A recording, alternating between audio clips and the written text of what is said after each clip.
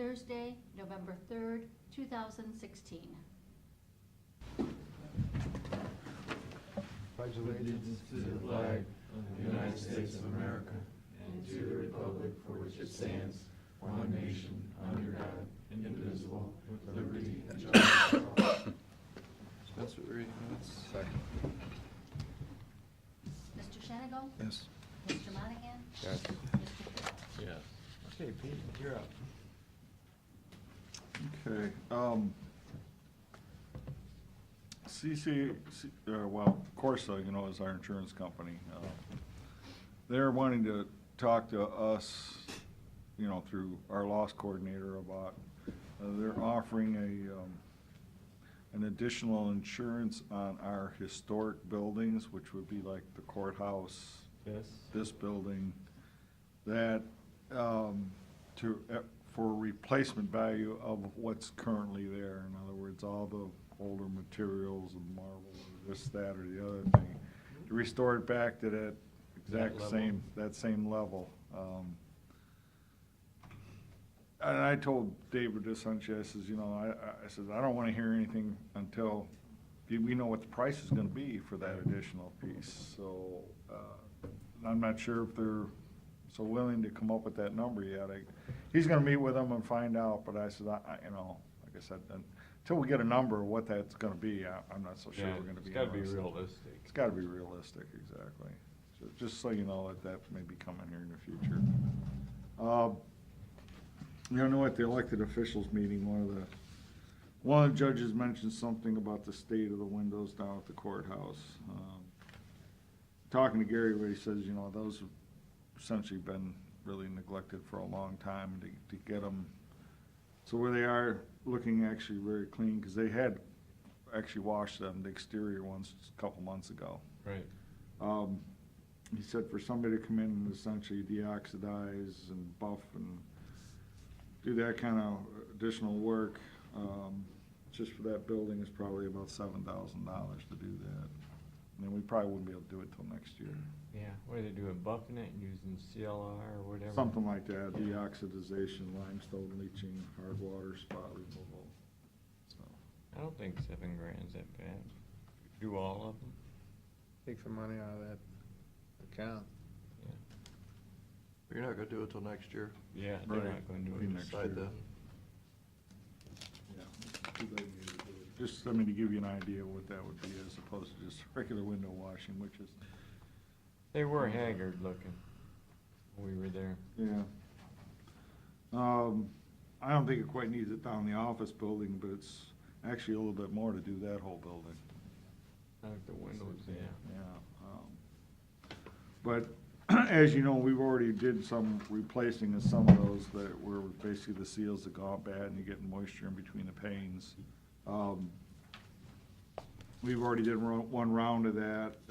The contractor tried to push having them all replaced, and Gary says, well, no, we're not doing that, just, you know, the ones that obviously needed. But while they were going through, they, you know, as they pull off that facing, they found more that need to be done. About another $9,500 worth. You guys care for go ahead and doing that now? I would. Yeah. On the office building, yeah. Yeah. What are they doing, Pete? Replacing some of the windows where the seals have broken, where it's, you know, it's like double pane glass. The thermal panes broke, Yeah. so the window fogged? Right. Yeah. I thought they did all of them, though. I didn't see. No, any I more. just did a handful of them. Yeah. But there's more you've seen fogged with your own eyes? Yeah, with my own eyes, yeah. Yeah. Primarily on the south side. They pointed out more in the atrium, but, you know, that's, Yeah, it's not, unless it's really bad. yeah. Have you gotten People two just look at the prices? atrium. I know Gary did it in the first round. And I think he just went to the low guy the second. Sure time. about that? I'll check with him. Okay. I'll check with him. No, even though if, get somebody that's reputable, just get it done right. I know he had a hard time getting quotes the first time, Yeah. but they finally get them. I'll check with him on that. Make sure we got at least two. Okay. Well, the first one's under 10 anyway. Right? 7,000. Yeah.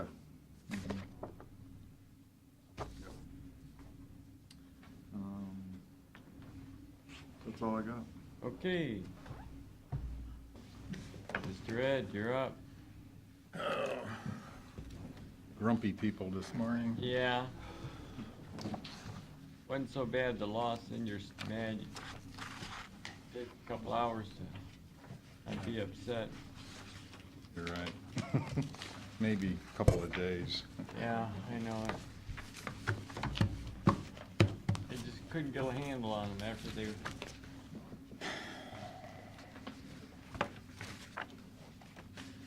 Gotta have some hitters. Yeah. Their bats woke up. All righty, budget policies. We point out on page 2, there's a summary of the main changes in the 17 policies. We're not going to go through this list at this time. We're going to go through the different pages because we kind of highlighted the main points. Okay. So if we jump over to page 3, near the bottom, departmental expenditure budgets. We always like to remind people, once established, all the officers are expected to manage their operations within their total allocation. And then we also have the,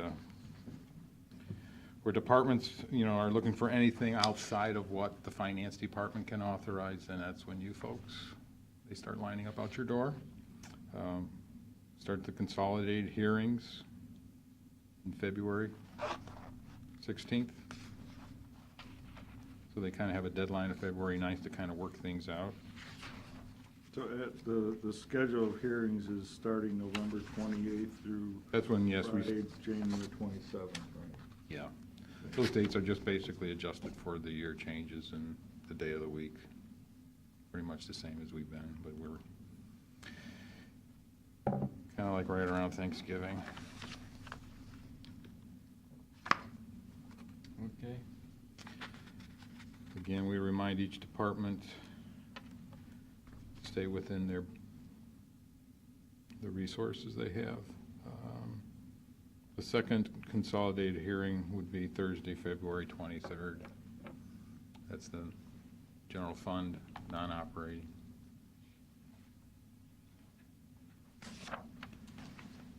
Page 5, departments outside the general fund, their hearing. And for all the other items, is on March 2nd. Down into the salary and benefits, 2017 pay scales, we've adjusted for 2% to keep positions in line with cost of living adjustments. What was it, 2%? Your 2% with the bonus is actually more than giving them a 3%. These are just the pay scales. This is not necessarily. Later in the policies, it lists all the different pay ranges and minimums, maximums, and we try to adjust those every year to keep people. Stay up with the market. Space Right. out. Well, you just Right. try to keep up with the labor market. Your pay ranges that you have for each one of the departments or whatever, you're adjusting those every year also. Right, we didn't, one year I don't think we did, but every other year it's been an average, we increase that 2% to keep it viable and competitive. Yeah, but to the cost of living, yeah. Yeah.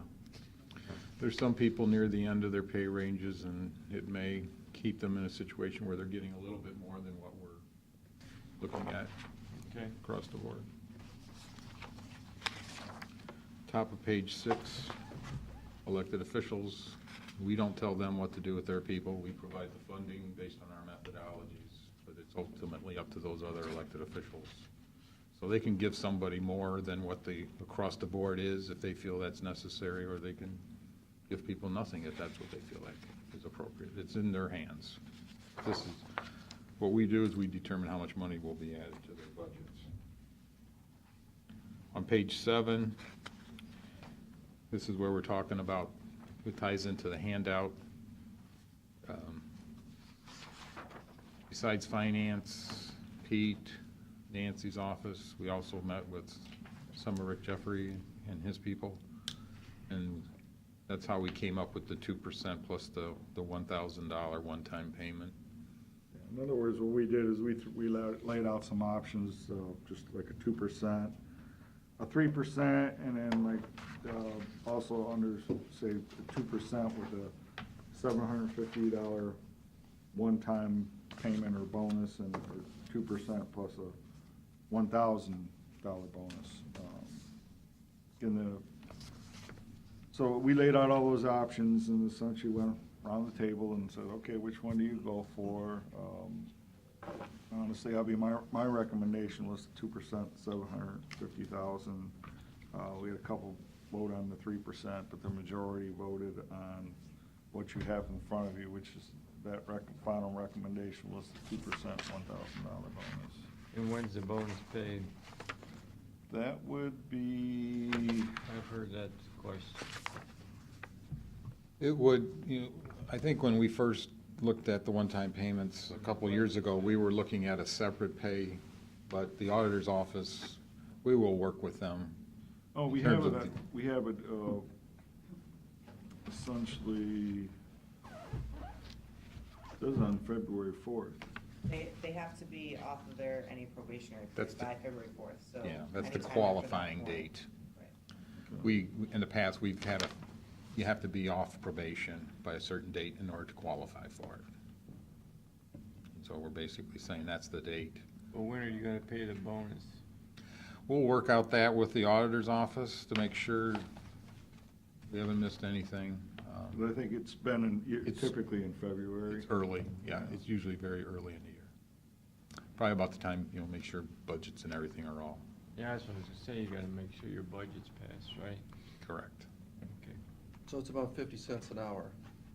And what it'll do is benefit those at the lower end of the pay scale. It's a way Need of the money. giving everybody something, like our cost of health insurance. It's someone that is on the lower end doesn't pay less. Everybody pays the same for health insurance, so it kind of helps. It's like an equalizer. Good idea. It's a blend, and in part, when we look at our forecast, we see there are some non-coverage years where we're not covering all our revenue. Our revenue isn't covering all of our expenses.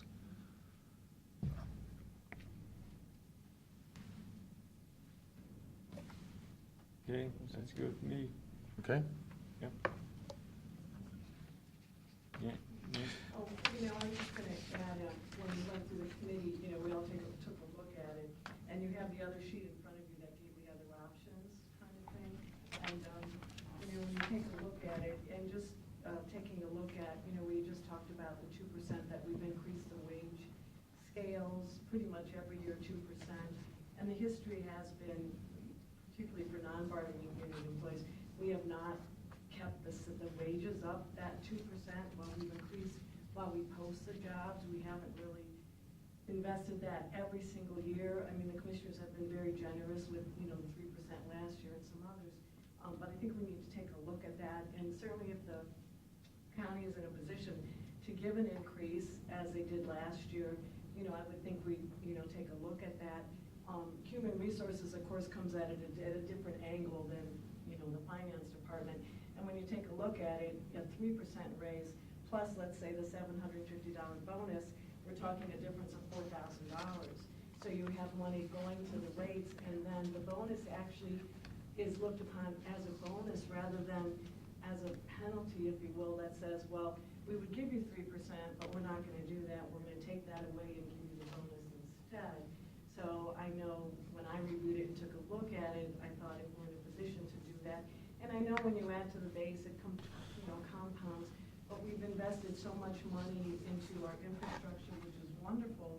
And my thought is if we can do that for the staff for one more year and perhaps give the 3% and a $750 bonus, we're in the same spot. And then if we have a rough year next year or the year after, you can adjust it. I do know that employers, when they do have a good year, they don't come back and give an increase midterm. They just don't. So I was just hoping, to take a look at that, and take a look at that other sheet, just to, reconsider what you want to do. Okay. Were you on the committee? Yes, I was a part of that. Matt and I joined the council. But I thought you said it was almost unanimous that we were going Well, I to was do. just- Yeah, I mean, it was, the numbers where there were 8 votes. All Sure, right. too. Okay. Those two, HR was 3%, mine was the 2% and 750, and the rest of the group, finance and the auditors, was the 2% and the $1,000 bonus. Oh, so you got outvoted. Yeah. But another thing. I got it voted too. But another thing that's happened this year and a little bit of last year is we've had a lot of elected officials come through the process and go through HR and get increases in their departments to bring their pay scale up. So, Considerable, right. considerable. So, Considerable.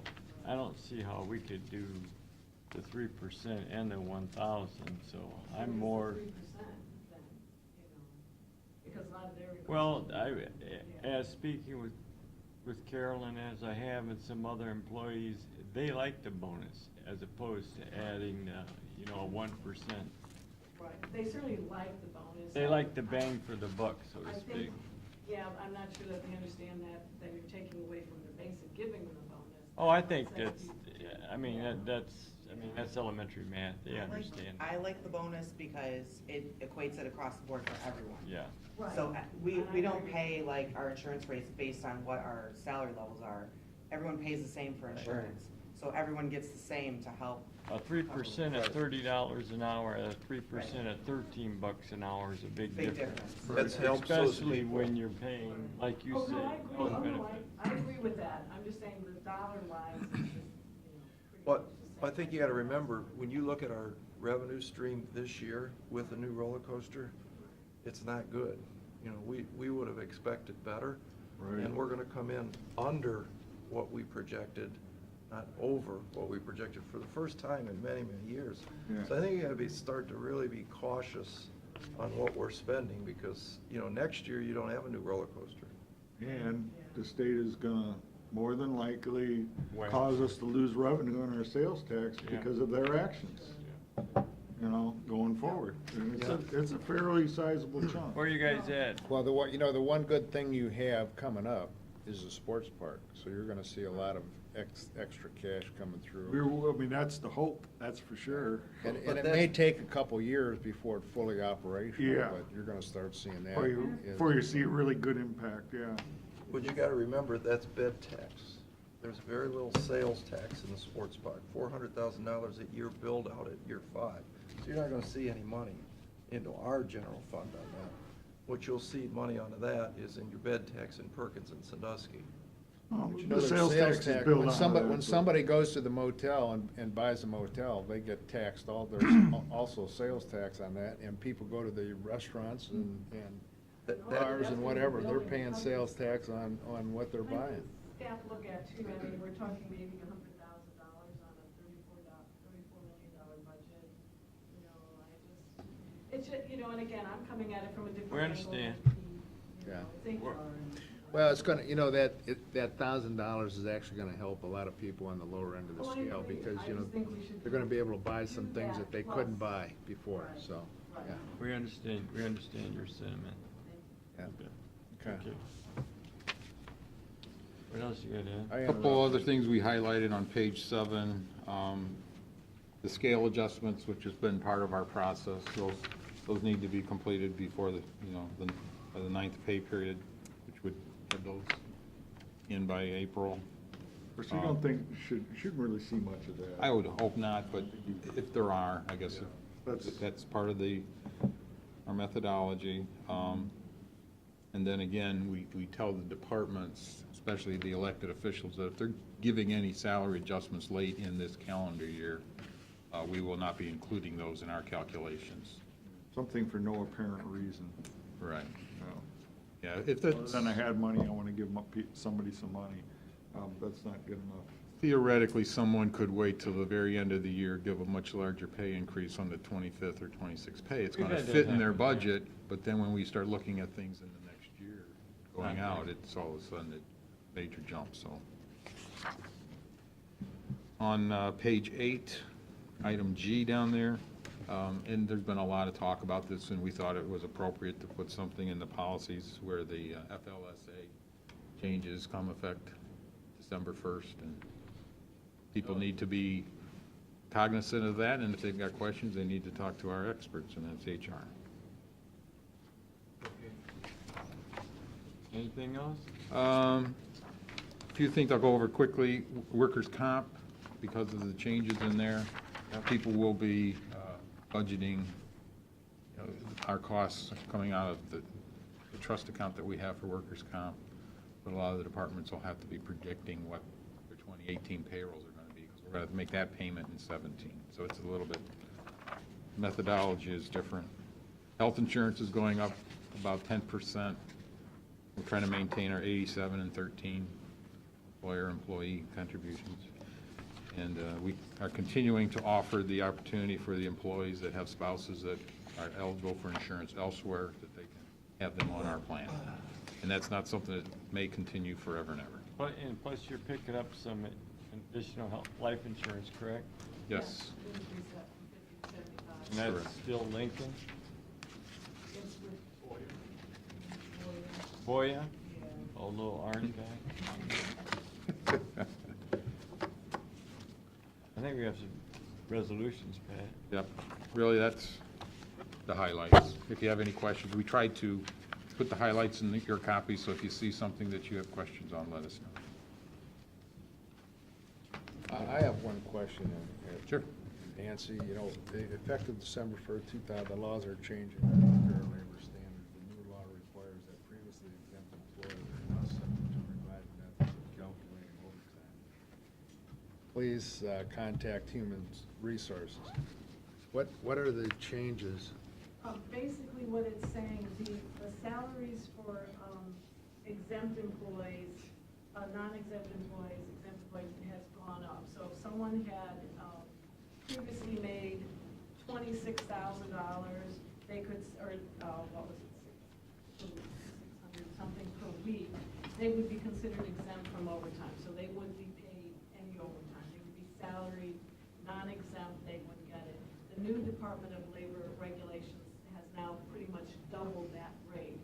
So if someone is not making $913 a week, which equates to like 46,700, they would now be eligible for overtime.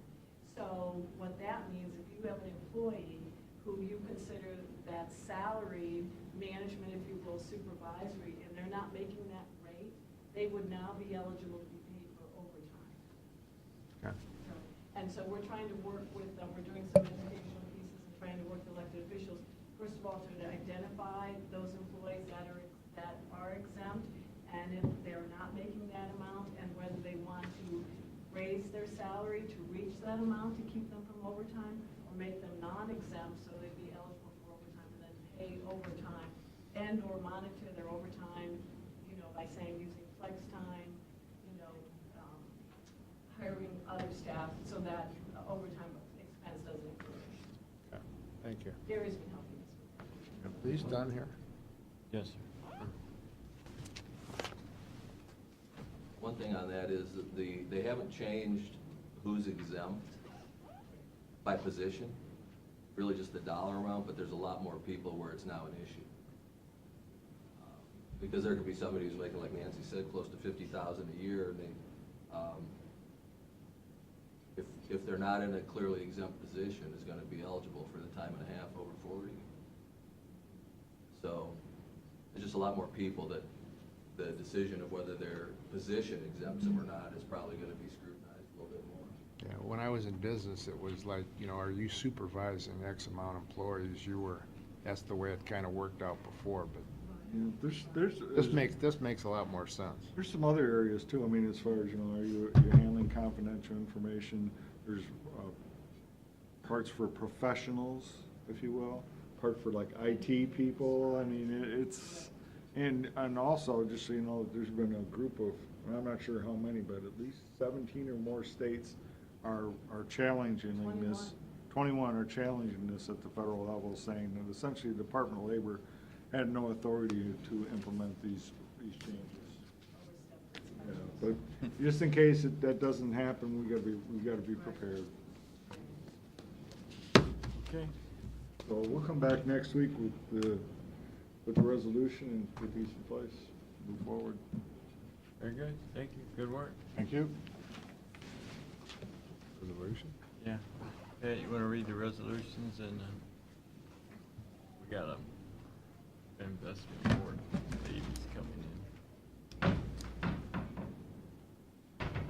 in. Resolution of the Board of County Commissioners authorizing the county auditor to make budget modifications. Second. Mr. Shenigo? Yes. Mr. Monahan? Yes. Mr. Farrell? Yes. Resolution, the Board of County Commissioners authorizing county auditor to make an interfund transfer. Second. Mr. Shenigo? Yes. Mr. Monahan? Yes. Mr. Farrell? Yes. Resolution for then and now. Second. Mr. Shenigo? Yes. Mr. Monahan? Yes. Mr. Farrell? Yes. What's this is that $10,000, that easement that was originally submitted for $20,000? Mm-hmm. The railroad one. So by asking them, they cut it in half? About that, yeah. I think it was actually 18, I think. Hmm. We did get it down. Pays to ask, right, Pete? Yes, it does. Resolution authorizing county auditor to make a supplemental appropriation. This is the sewer of Minnewanka. Second. Mr. Shenigo? Yes. Mr. Monahan? Yes. Mr. Farrell?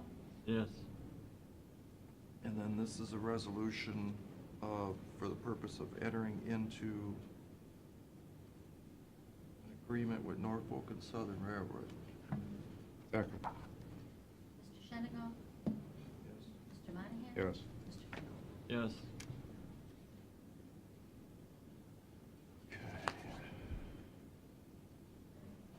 And then this one is budget modification. It looks like furniture. What's this for? This is for. $22,000. This is for the recorder. Is it new furniture?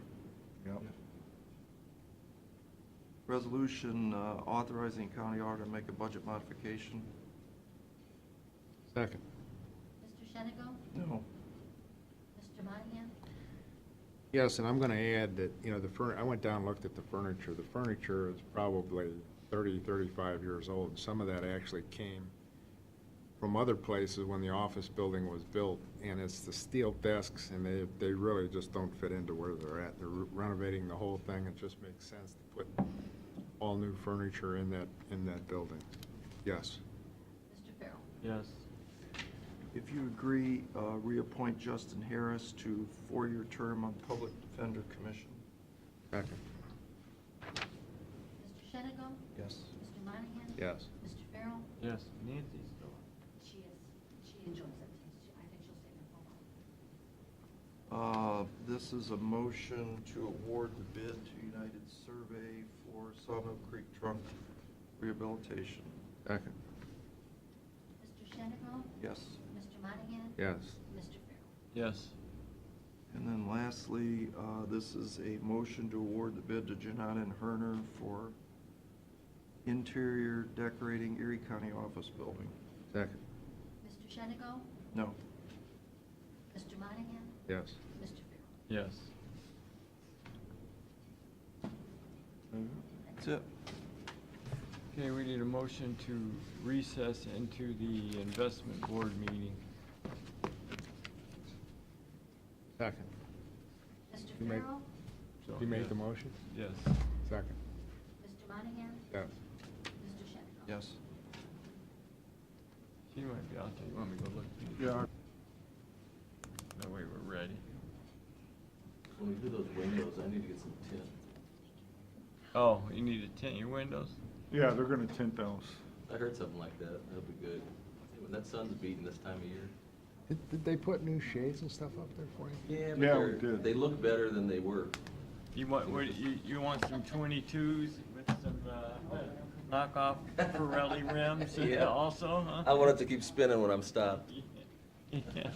Oh, yeah, you want that too, huh? Need a subwoofer? That's right. Keep the office awake. Gary Lickfeld had a heart attack. You ever heard a subwoofer? Yeah, well, no, his kid had one. Oh, yeah? Yeah, his Yeah, one he's probably kid had one. experienced that. Okay, we're ready. We are ready. Ready? All right, well, good morning, and thank you again for the opportunity to update you on what's going on in the marketplace and how things are progressing with the county's investments. If we flip to page 3, again, just wanted to revisit this whole concept of interest rate probabilities. We just had the Fed meeting conclude yesterday. As expected, no change in the Fed funds target was made at that time. However, the market is continuing to anticipate that the Fed will increase the overnight rate at their next meeting, which is December 14th, and that we will see an increase upwards to the 0.5 to 0.75. As of today, the market is pricing in a probability of about 70% that will occur in at the December meeting. However, as we all know, we kind of have 3 main events that market will be looking at prior to that meeting date. We have 2 payroll reports, the October jobs report, the November jobs report, and then, of course, the presidential election as well. All of those factors could certainly either serve to strengthen the Fed's case for raising interest rates or could present a reason for them to hold. We've included on this page the probabilities going back to June of 2016. We recall that was a week after the Brexit vote, which was unexpected results in the marketplace, and so that had a very negative impact on the likelihood that the Fed would raise rates. So here we are 5 months later.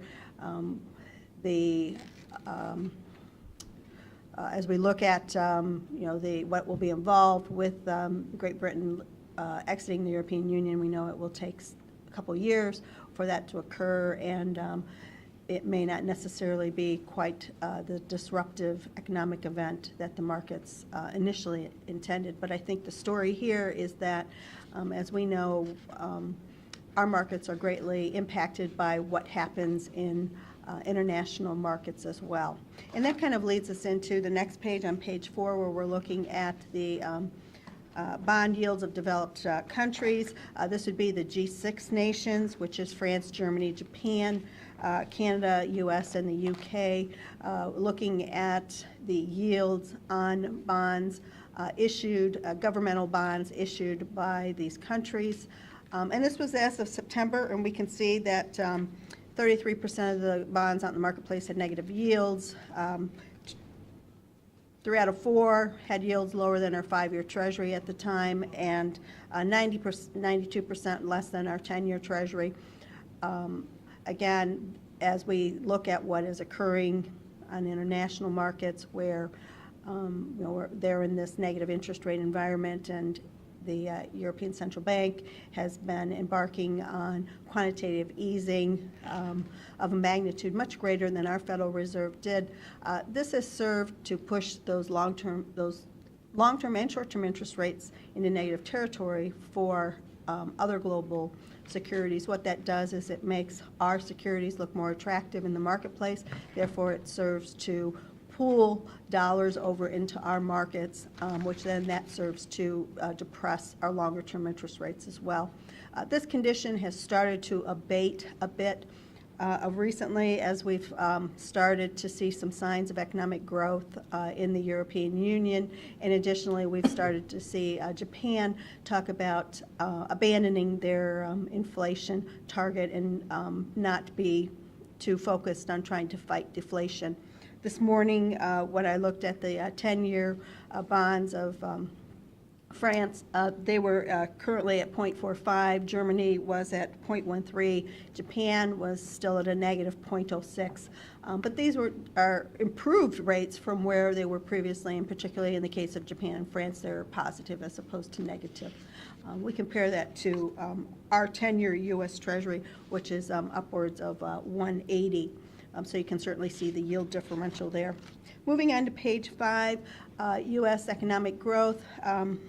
We had a nice little rebound here in the third quarter, GDP up to 2.9%. So we have a continuation of this positive economic growth. So really nothing to cause concern In the U.S. economy, consumer spending does continue to carry growth, and that has been something that has historically been the biggest contributor. Inflation, as measured by the PCE on the next page, we're still under the Fed's 2% target. Inflation expectations, though, have started to increase of late, and that's primarily due to rising energy costs. As we've seen the price of oil move upwards from where it was in the low earlier this year, and then additionally signs of growth in U.S. and Europe. Jobs picture on page 7. Unemployment rate has remained relatively stable. We've started to see a little bit of improvement in that participation rate, meaning folks are re-entering the workforce. The actual job growth itself on an average per month on a quarter-to-quarter basis has shown improvement this year. Second quarter job growth averaged 150,000, just under 150,000 jobs per month. In the third quarter, averaged just under 200,000. So certainly, continued job growth is a critical piece to keeping our economy growing, and that is certainly helps to fulfill one of the mandates of the Fed as they look at that mandate of full employment. Page 8, the unemployment by county. As we can see, Erie County, this is as of August, had 4.7% unemployment, lower than the national average, on line with the state average. Of course, these are not seasonally adjusted, so this would have taken into consideration the seasonality that we know occurs within the county. Page 9, interest rates in general, what's happened year over year. We look at the gold line where interest rates were as of 10/31/2015 versus the blue line 10/31/16. We can see that the short-term interest rates, of course, had moved up. That's a direct reflection of the Fed having raised that overnight rate back in December of 2015. And of course, if we see another movement here in December of 16, we would anticipate a very similar movement in short-term interest rates. Long-term interest rates had dropped, and that is a function of, as we talked about, those negative interest rates abroad and how that pulls monies in from other global investors who would not, who would normally be perhaps invested in other sovereign debt. If I were to look, though, from where we were last quarter, though, the 10-year, particularly the longer-term rates, they are up a bit from where they were. We kind of bottomed out around that 150 area or so. And that's movement up has been, the market thoughts that accommodation from central banks, whether it's our Federal Reserve or the European central banks, will start to be lifted here as we move into the latter part of 16 and into 2017. So what has this all meant for the county's portfolio? We flip to page 13. We can see, if we look at the under the column, the November 1st, 2016, the portfolio reflected investments totaling $47.4 million. We can say our target at this stage is currently $48 million. So we had about $600,000 of cash. Yes, Pat? So I asked this once before, and I'm not sure I understood the answer. We used to have in our portfolio in the $30-some million. Now we have pushing $50 million. Where'd this extra money come from? Extra money probably came from monies that were in bank accounts. Bank accounts aren't included in the portfolios because we're showing securities only. If we think back, some time ago, interest rates perhaps on the bank accounts were a little bit higher. Now that money's been moved over into the securities portion. Agreed, but if you look at page 13, it's $82 million. Right. And we didn't used to have $82 million.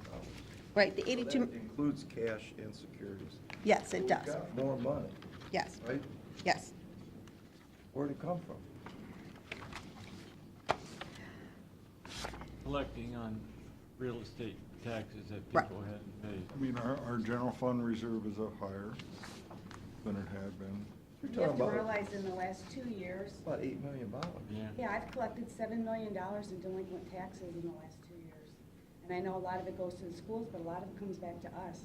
But doesn't 70% of it go to the schools? So that means you only got 30, not even 30, because you got to do the other subdivisions. You might add 10% of that $7 million. That's 700,000. I think You you're must looking at not be 7 or 8 spending. million. People must not be Plus you spending get like that, they plus used you to. get any of the assessments that were on the taxes too. But not 7 or 8 million, isn't that what it is? 7, 8 million more dollars. Yeah. Let's just say I'm good at managing the money. But no, I mean, really, it's somehow we're getting additional revenue. You're not spending as much. That's the only. That's is that possible? Yeah. That's the only logical explanation for the difference in the $5 million. I put about 3 back in to local government. 'Cause you're right, It'd be the an other- interesting analogy to go back 5 years and see, to your credit, what happened, between these here's where this additional, I want to say out of memory, it's like $7, $8 million more that I can remember. Well, I would agree with you, Pam.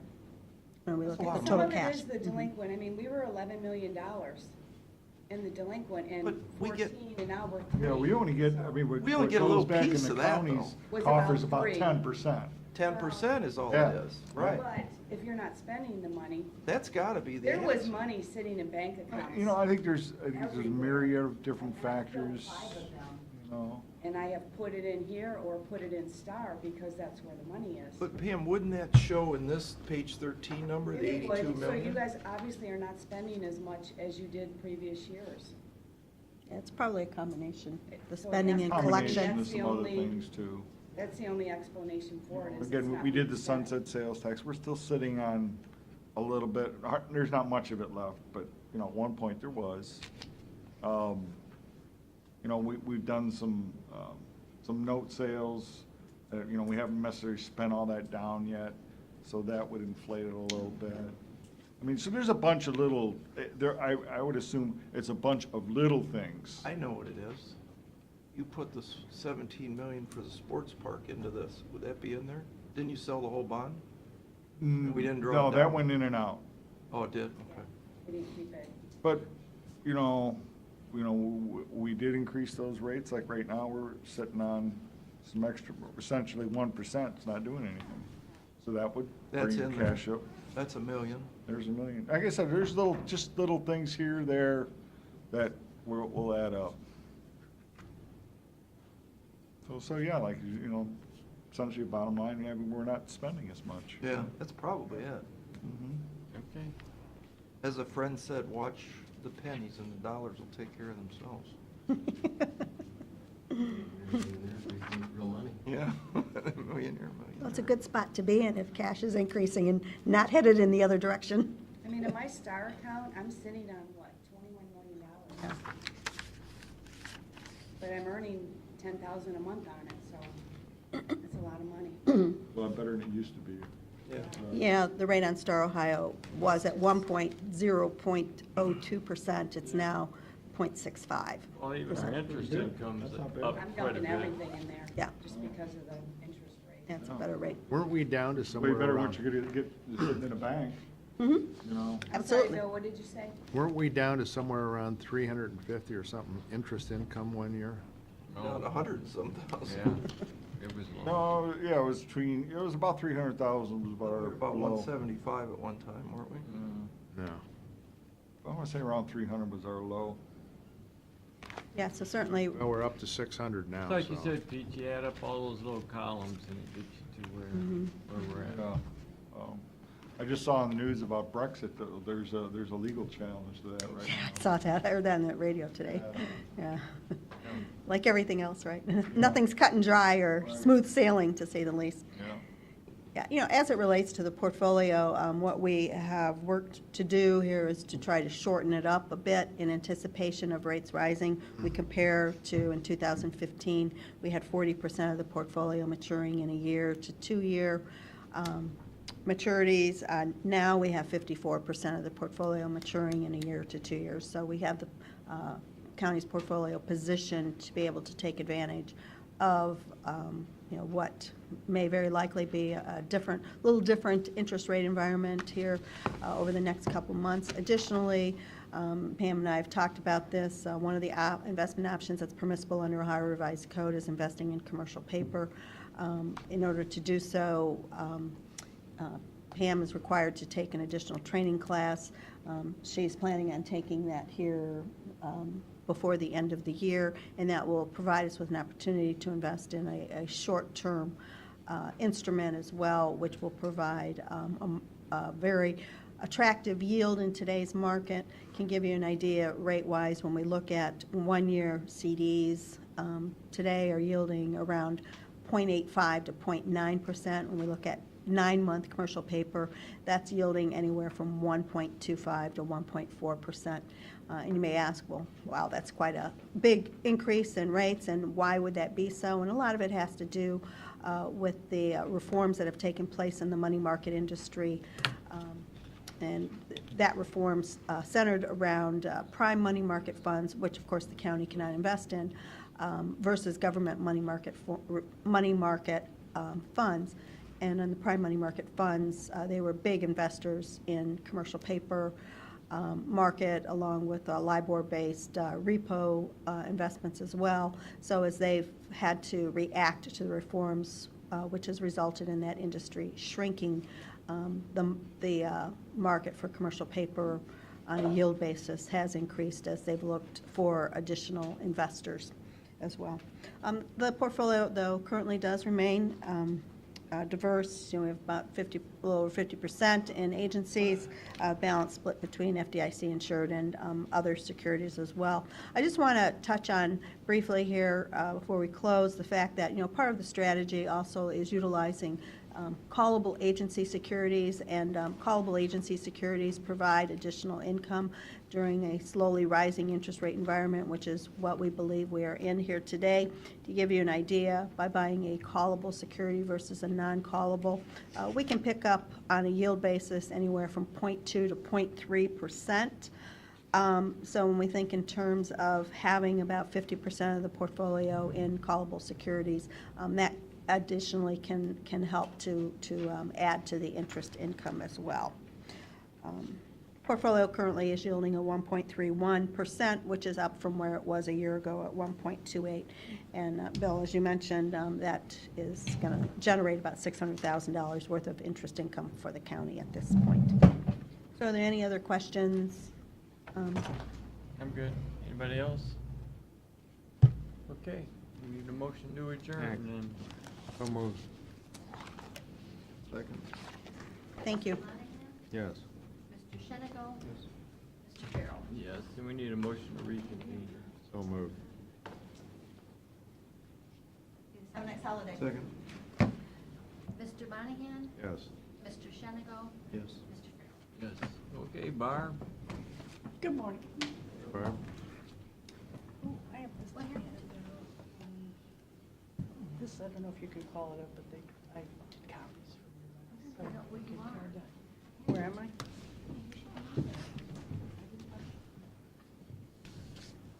She went out of it. Oh. Okay.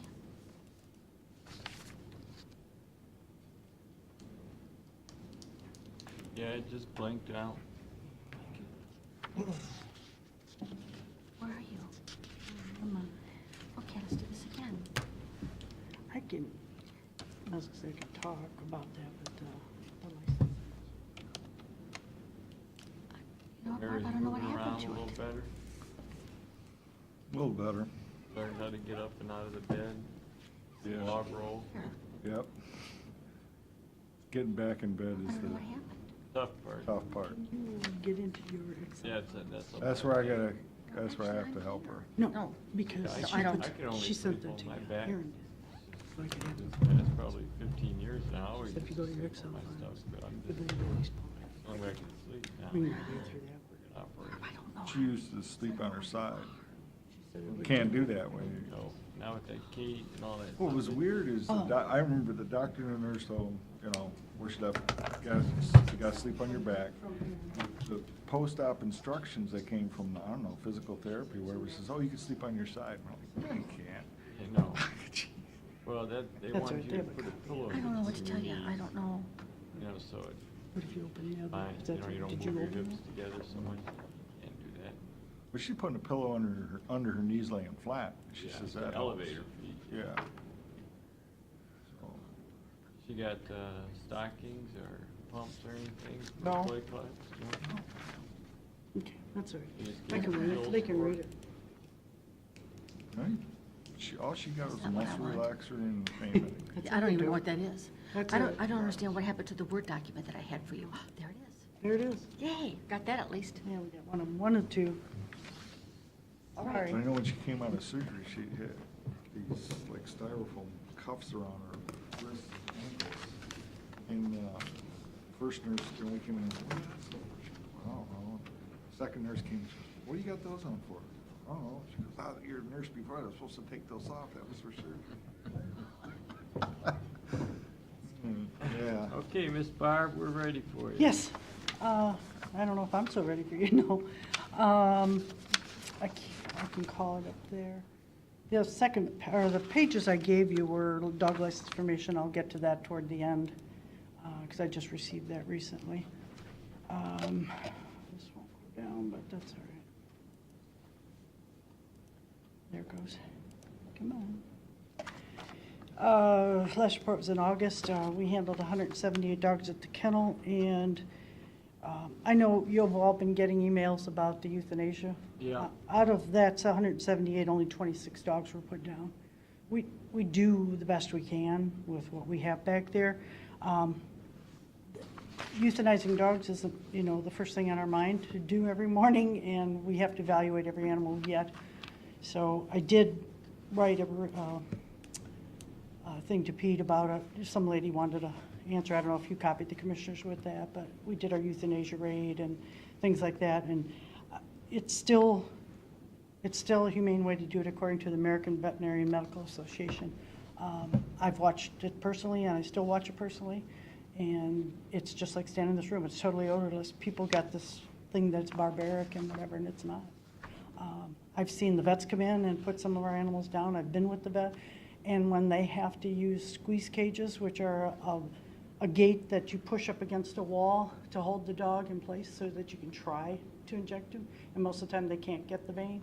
So they've injected the dog 4 or 5 times. And I'm sorry, I'm a needle. I hate needles, and I can't even imagine. And the dogs cry and scream. They're panicked. These dogs sit here in the cage and have no idea what's going on because it's odorless. I don't know where these people, I wish they would just, and I've asked a lot of them that are against me at the pound for that, have you ever seen it? No, I can't watch it. I can't even watch the vet give the needle. So I'm going, they can't base anything on that. So, and I'm sorry you're getting this, but it comes out once in a while. And I know all the other commissioners fell under pressure, and I just want to thank you for backing me. I'm the humane officer for the county, and if I thought anything was wrong with what I did, it would be stopped. Tell them to watch Dr. Cole on Saturday nights. Yep. Yeah.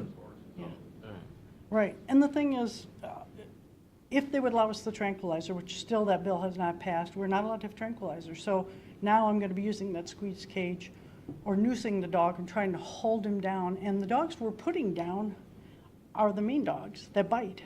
So now I've got 2 or 3 people either laying on top of a dog, choking him, trying to find a needle.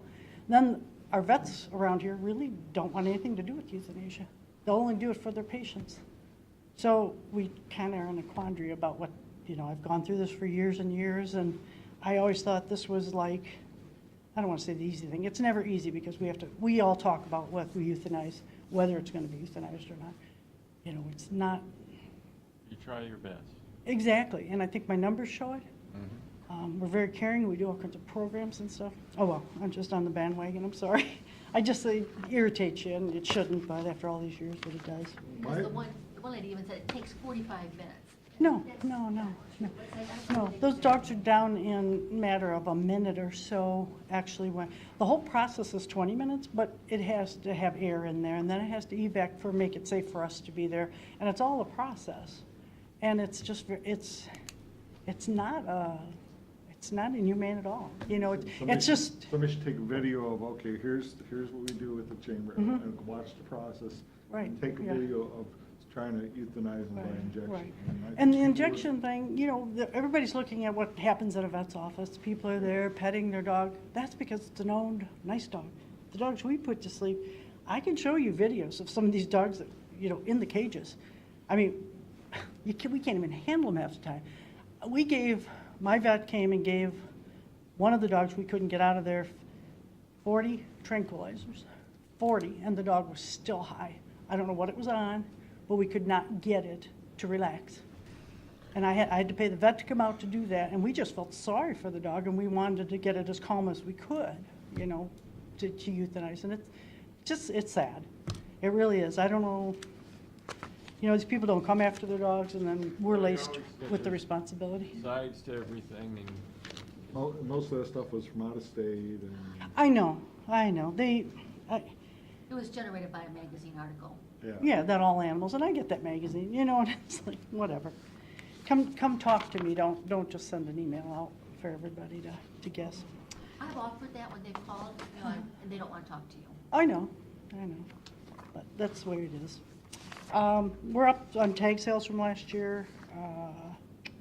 So far, we're at 13,630, but we still have one more collection before the new tags come out December 1st. They're staying at the $20. A few things before I get into the license part.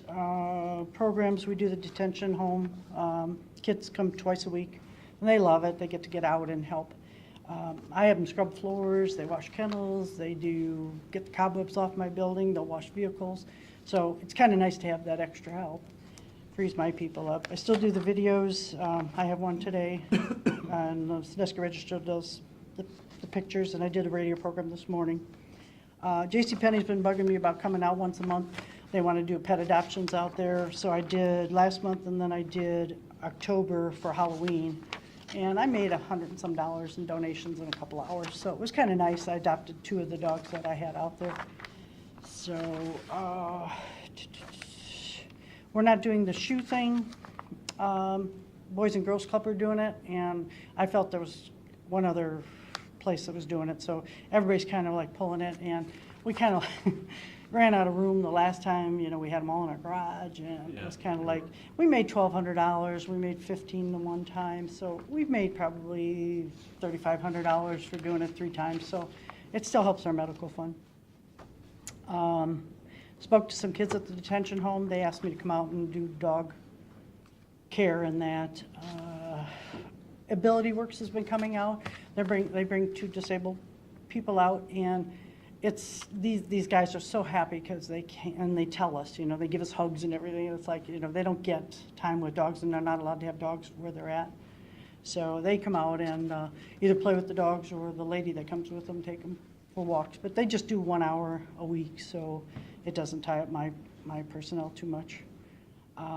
October 1st, we had a meeting with the city at the Humane Society about the cat problem in the city. And they were talking about hiring an animal control officer like they used to have, starting January. I don't know where that's going to go, but they really want trapping in the city. They want to spay and neuter, trap and release. And I don't know. The calls I get is not because there's all these kittens being had, it's calls because the animals are doing damage to property and to yards, and the sandboxes are full of crap and whatever else the cats do, digging their flower beds. So that's not going to stop that problem. The city does have an ordinance that says cats can't run at large. They just don't enforce it because they have nowhere to take them. So now they're going to try to do the spay and neuter to cut down on the population, but it would take 10 years before you're even going to notice anything. But at least they're going to try to do something to solve some of our hot spots. We get a lot of calls, and the humane officers of the city are really the police, but they call us because they don't know what to do with most of the animals in the cat problem. So we're picking up, and as humane officer, I still pick up injured animals, like cats and that. So we also had a chicken that was out running loose and bothering people, so we had a chicken this month. What, the one on Campbell Street? Yeah, I came over, yep. Yeah. Yeah. Oh, well, we had a rooster on Woodlawn that was attacking kids at the school bus. Okay, So, I've seen they just those. call us for everything, it doesn't matter. I've seen those. Yeah, and we caught this one out by Galloway Brothers, the chicken. Oh, Yeah. there's some there right up over here on Campbell Street, right by, At Campbell Street, where? Oh, right by Thor? Yeah. I Yeah, like that those. belongs to Jose. I know who owns those. Yeah, he's all right. Once in a while they get out of the yard. Yeah, yeah, they do. Maybe But guinea these are, I fowls don't know too? whether people just dump them or, Guinea fowl too? Yeah. yeah. Last of all, on this sheet, and Aaron put it up here, but we can't get it up, is the 2015-16 dog license information. It's something you can look at. I highlighted Erie County. Unfortunately, we're only at 67 or 76%. They're saying I should sell 17,000 tags, and they've always said that. American Veterinary Medical Association says 1 out of 6 people own a dog. So that's in the state of Ohio. So that's how they base it on. And it really makes me mad because I look at Huron County and they're at 84%, Ottawa County. I'm going, what am I doing wrong? But then I look at their kennels.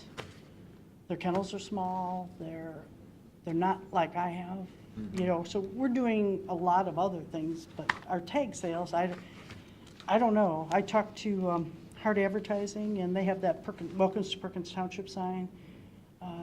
We're looking into getting that advertisement up there. Oh, yeah, that's a nice sign. I know, I didn't know Hart donated that to the township Township, for yeah. nothing, yeah. Oh, they have the zone. Pardon? That's how they get the zone, yeah, I'm sure, because it's both a flashing sign. They're gonna put another one of those up Right, too. right. So then we got the program, and it's door to door, and I know a lot of people frown upon that, but I talked to a couple of the counties, and that's what they're doing. They're actually writing tickets on the spot. And I'm not a big fan of that, because when you fail to buy your tag, it's $20, and then it goes to $40. But some of these people don't learn. We have tablets full of people that every year, the same people don't buy their tags, and we have to spend time. We're working with Sandusky court system, and we're writing tickets to these people, and they're summoning them into court, and they're still not showing up. So now there's warrants out for these people. They go to court, pay their money, and they still don't go out buy their tag. I don't know. So we're working diligently, and we're thinking of taking the LEAF program thing where they zone all the zones, and then putting it in the newspaper saying we're going to start in zone 1 or zone 2. And what we were going to do is kind of do a couple streets here and there so the word got out that we're checking for tags. Yeah. Because the city is our biggest population, and that's, Kind of like when the parking meter lady used to walk by, everybody runs out and puts their quarter in the parking meter. yep. Especially when you're. Yeah, everybody panics. So I think if the word gets out and some of these people are going to court and I get a little help from the newspaper, I think the word will be out. And it's just not fair that you and I and everybody else has to buy one. Yeah. Why don't they? And I need the money to run my kennel, and as my figures go, I'm low on tags. So I've given them the chance to just buy them normally. Online tag sales were up again this year, so. I think it's a good idea to put that error in there and saying, well, we'll be, you know, In zone 1, yep. yeah, we'll be in zone Yeah. 1 inspecting for Dog license. licenses, yep. I don't know, you know, I'll obviously send something Or to. have to Steve you guys. Schoffer put it on the radio, Oh, yeah, public service. Yeah. You know, Steve would do that. yep, and then I'm lucky having like Toledo so close because they run an ad all the time about dog licenses in Lucas County. But I looked at their percent and they were really low. And I said, I wish I had that population base to get that kind of money. They're at 40%, and they've got a ton of people. But it's kind of interesting to look. They're saying like $15.50 is the average price for a dog license. We're at 20. But again, I ask you to go visit other dog pounds. You guys have, and I always say the commissioners allowed me to have this place. And I think it's a really nice dog shelter. You know, people are getting their money's worth from Yeah, the tag it's a nice that we have. facility. That's all I have, sorry. Okay. A little long-winded today. Anything else for Barb? Okay, any comment on regards to agenda items? No, the audience is leaving. And, She always follows me. okay, we need No. a motion then to. Thank you. So moved. Mr. Shenigo? Yes. Mr. Monahan? Yes. Your number's good. Yes.